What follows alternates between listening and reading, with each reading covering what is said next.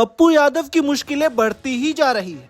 31 साल पुराने केस में गिरफ्तारी देने से इनकार करना और पुलिस से उलझना सांसद को भारी पड़ रहा है। पटना के बुद्धा कॉलोनी थाने में उनके खिलाफ एक और एफआईआर दर्ज कर ली गई है।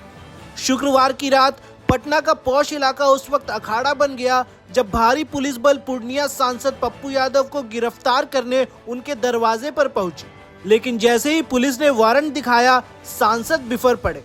कैमरों के सामने उन्होंने सीधे तौर पर इनकाउंटर और हत्या की आशंका जता दी। पप्पू यादव ने दो टूक में कहा, रात में इनके साथ थाने नहीं जाऊंगा, ये लोग मुझे मरवा देंगे। आपके पास कोर्ट का कोई ऑर्डर नहीं है।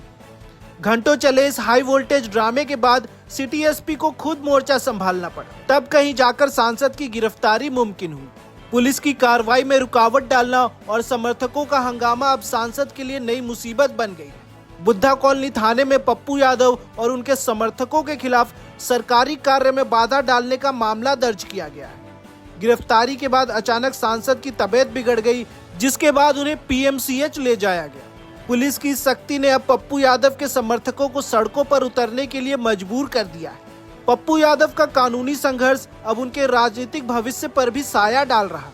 1994 में पहली बार सांसद बनने के दौरान शुरू हुआ ये विवाद आज 31 साल बाद कुर्की और गिरफ्तारी तक पहुंच गया है।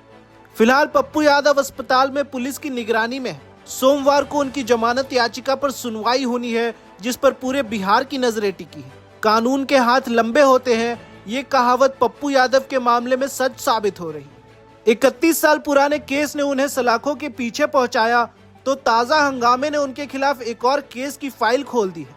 सोमवार की सुनवाई ये तय करेगी कि पप्पू यादव को राहत मिलेगी या उनकी मुश्किलें और बढ़ेंगी। और भी खबरों को जानने के लिए हमारे चैनल को सब्सक्राइब करें।